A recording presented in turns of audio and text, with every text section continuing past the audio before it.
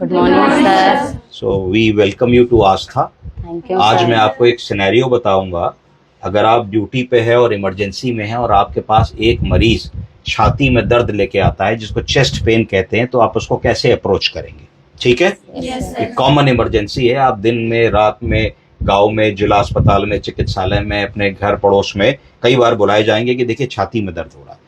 पहली चीज है कि छाती के दर्द को हम लोगों को हल्के में नहीं लेना है। दिमाग में दो चीजें आनी चाहिए कि अगर चेस्ट में लेफ्ट साइड में आदमी पेन बता रहा है तो लेफ्ट साइड में हार्ट होता है। ऐसा तो नहीं है कि हार्ट का पेन हो रहा हो और उस आदमी को एंजाइना हो रहा हो या हार्ट अटैक हो रहा हो। दूसरी एक चीज होती है कॉमनली, जो उसकी दूसरी डिफरेंशियल डायग्नोसिस होती है, वो होती है heart burn, gastritis, hyper acidity, belching, dyspepsia. तो सारे शब्द होते हैं जो गैस और एसिडिटी से रिलेटेड होते हैं। तो उस केस में हार्ट अटैक नहीं हो रहा होता। तो आपको एक शॉर्ट हिस्ट्री लेनी है। बाबूजी कितनी देर से हो रहा है, कैसा दर्द है?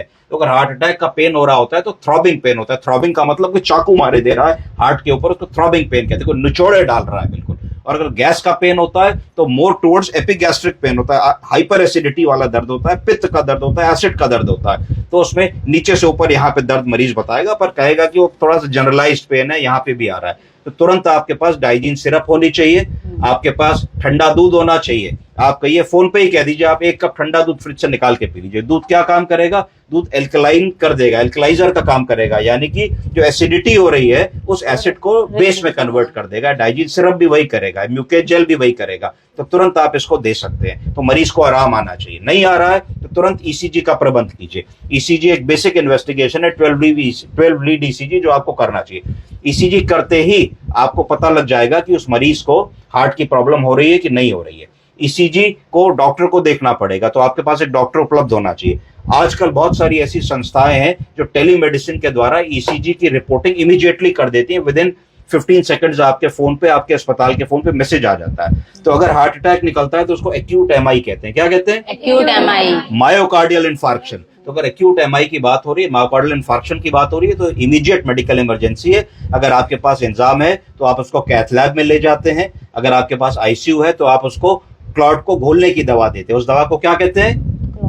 Thrombolysis, thrombolytic agent. कौन कौन से थ्रोम्बोलिटिक एजेंट्स आप लोग जानते हैं? स्ट्रेप्टोकाइनेस, बोलिए। Streptokinase, urokinase. यूरोकाइनेस। आजकल और अच्छी दवाएं आ गई हैं, उनको टीपीए कहते हैं। क्या कहते हैं? TPA, tissue plasminogen activator, tenecteplase. तड़ से जो है क्लॉट को बड़ डिसॉल्व कर देते हैं। तो ये हार्ट है। हार्ट को 4 तरीके से देख सकते हो। कितनी तरीके से? 4। सामने वाले को क्या कहेंगे? Anterior wall. एंटीरियर। पीछे वाले को पोस्टीरियर वॉल। नीचे वाले को इंफीरियर वॉल। और बीच वाले को लेटरल वॉल। तो 4 ही मेजर रक्त कोशिकाएं होती हैं जो हार्ट में जाती हैं, और 4 ही तरीके के हार्ट अटैक हो सकते हैं। कितने एमआई हो सकते हैं? 4। Anterior wall MI, posterior wall MI, inferior wall MI और लेटरल एमआई। किसी की किस्मत बहुत ही खराब है तो चारों वॉल भी एक साथ जा सकते हैं। उसको ग्लोबल एमआई कहते हैं।